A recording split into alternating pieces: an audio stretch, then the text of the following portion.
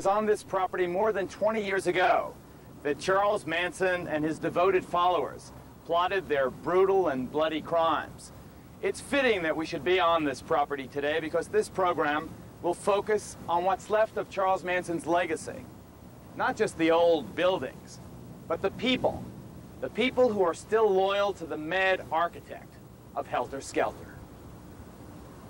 Feed. Hi everybody, welcome to the program. And welcome to the Spahn Ranch. The Spahn Ranch. If that name sounds familiar to you, it was because it was on this property in the San Fernando Valley, just outside Los Angeles, more than 20 years ago, that Charles Manson and his devoted followers plotted their brutal and bloody crimes. It's fitting that we be on this property at the beginning of this program, because today we're going to examine the legacy of Charles Manson. Not just the old buildings, but the people who are still loyal to the mad architect of Helter Skelter.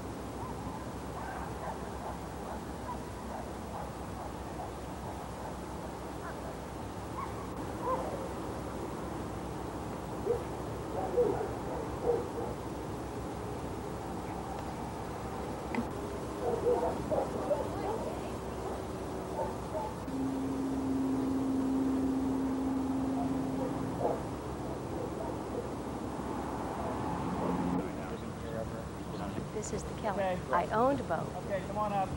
They'll row when you clear the breeze. Now, if we don't like it, we can redo, right?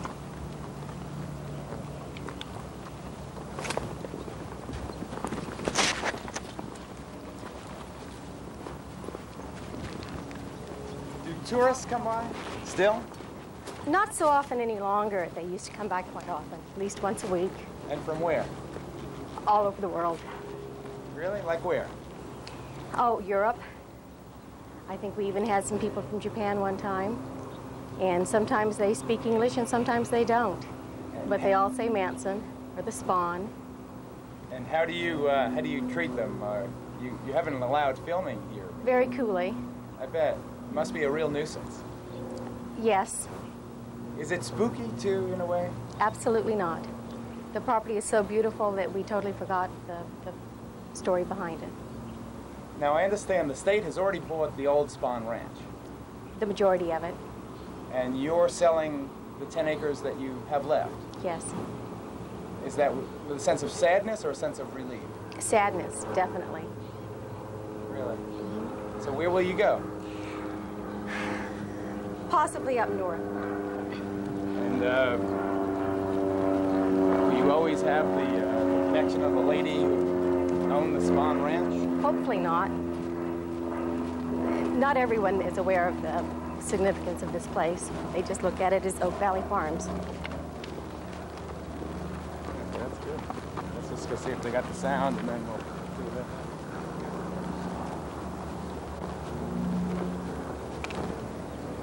Tape's rolling. How do you react when the tourists come by? Fairly cool to them. Why?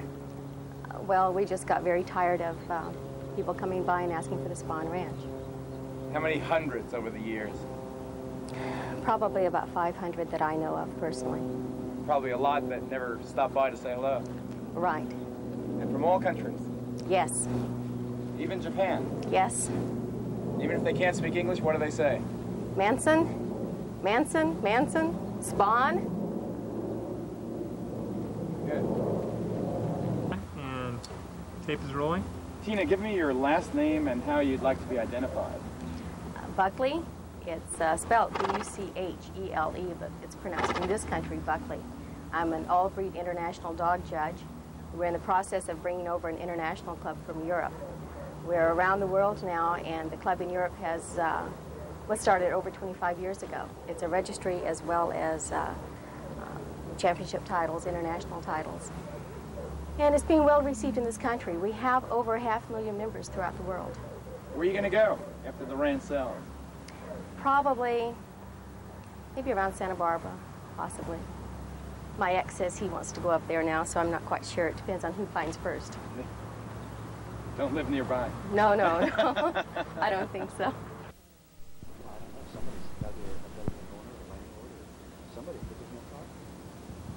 Okay.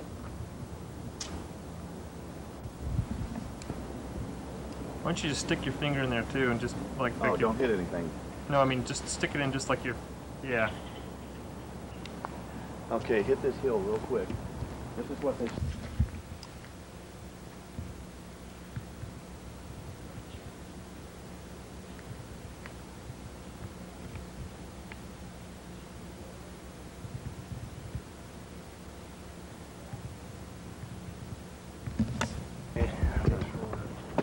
It's in the arm.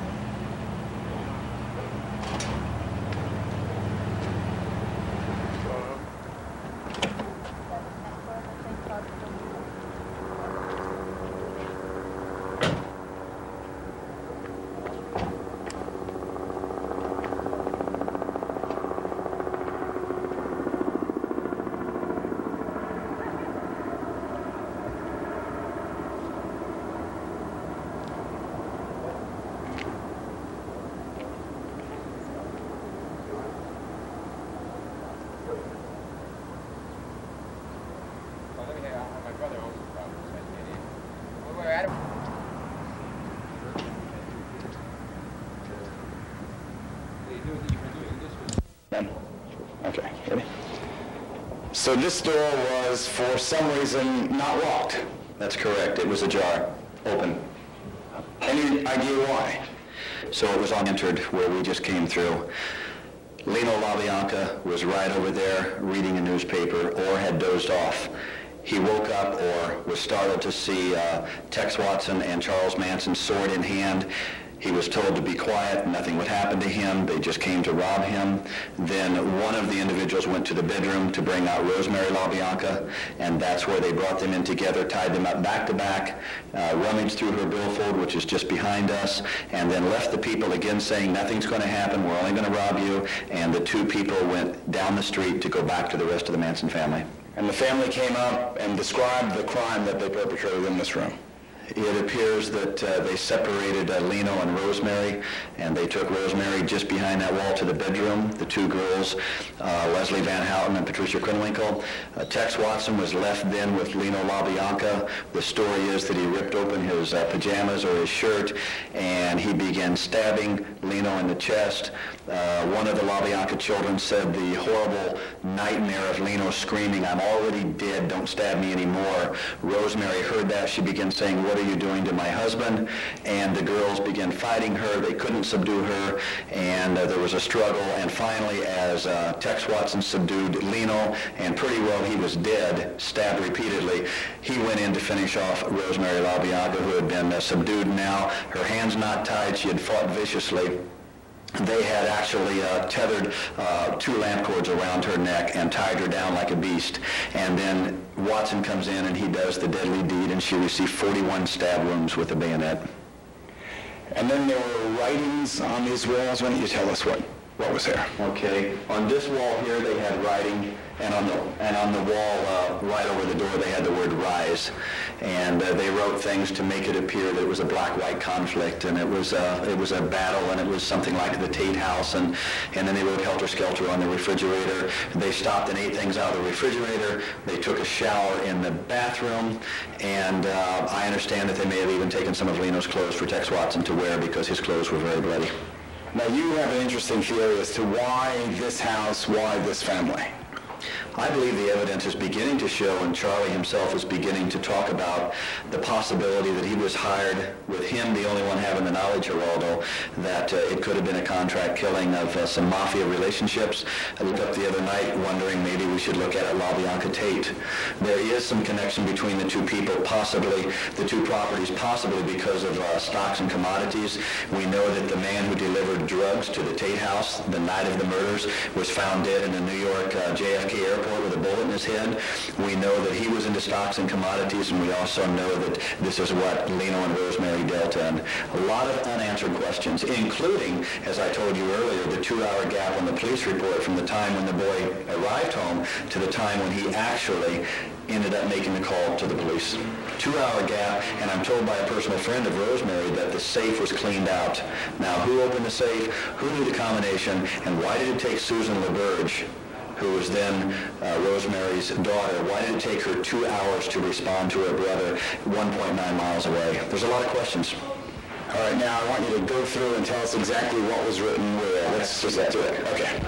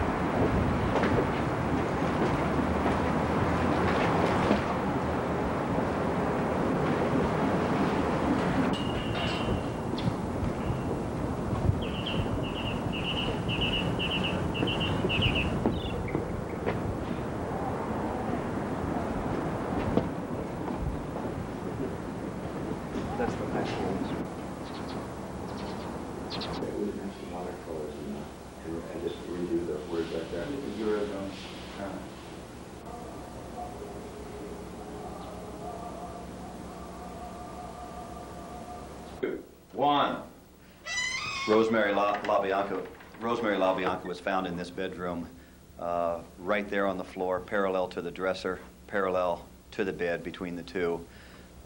2 lamps had fallen and tethered her about the neck, one on each side. She had crawled approximately 2 feet, crawling to escape the murderous girls. How many? Just by a fork. 41 stab wounds, mostly in the back.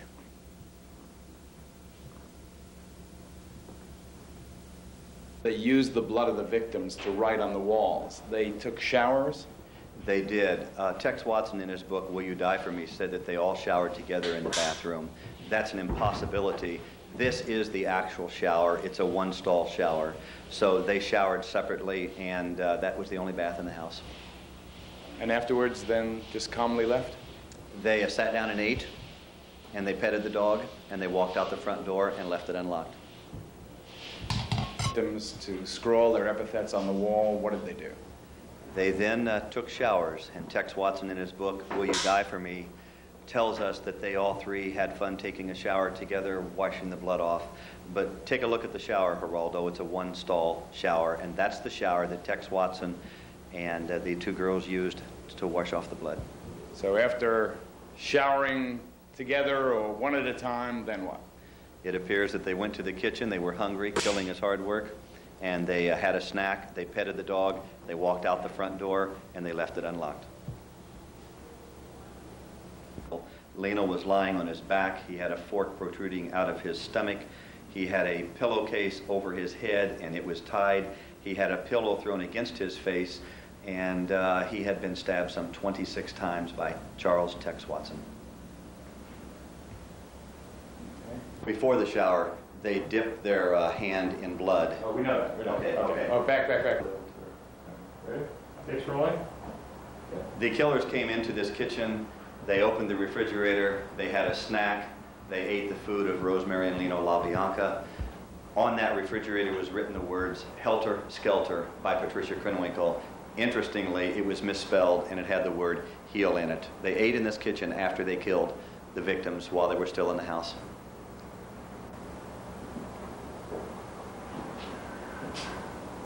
LaBianca, his body lying right here, and then Patricia Krenwinkel just reached over and put the words up there, the word rise, and then took the same blood and walked into the kitchen and wrote Helter Skelter. Would they use a paintbrush? I'll have to check that. It was either paper towel or it was a cloth. It was later found. This door then was open. This door was open, unlocked, ajar, about 2 inches. 2 o'clock in the morning, thereabouts. Even though the Tate murders happened just the night before and Lino and Rosemary had just heard about that from the news vendor at Hillhurst and Franklin. The door times he had a racing form open. He was big into gambling, $500 a week habit. His apple beer was spilled over in the conflict. They subdued him. Charles Manson and Tex Watson coming in together. They subdued him, and probably Tex went to the bedroom to get Rosemary, bring her in here. They were tied up back to back and put on the floor in front of this couch. Any theory on why, after Tex and Charlie walked back down to the street to get the girls, why didn't the LaBiancas attempt to flee? Geraldo, I've wondered that. It appears they were tied up back to back with the rawhide off of Charles Manson's vest. I don't have any knowledge their feet were tied. They were told, we only want to rob you, we're not going to hurt you, nothing will happen to you. I just have to think in the back of their mind Sharon Tate's name had to start coming, like this is bizarre. But they stayed here. I think as I've walked to the street back and forth and now done it with you, that there was 8 to 10 minutes by the time they went back to the car. Patricia Krenwinkel says they smoked a cigarette, they got their instructions, and then Watson and the 2 girls came back up here to do their dirty deeds. The people stayed tied up. At that time, this hill was vacant back here. I think they could have gotten out of here, they could have hidden. Why didn't they scream out for help? I don't know. Either they knew the killers, and that's why the dog really didn't bark, or it was a mafia hit and they really believe nothing's worth dying over. Let them have whatever valuables they want. Remember, Lino LaBianca had silver laying around here. Rosemary's purse was right here next to us. There was all kinds of weapons in the house. He was an avid collector of guns and rifles. Why they didn't protect themselves, I don't know. It's a mystery.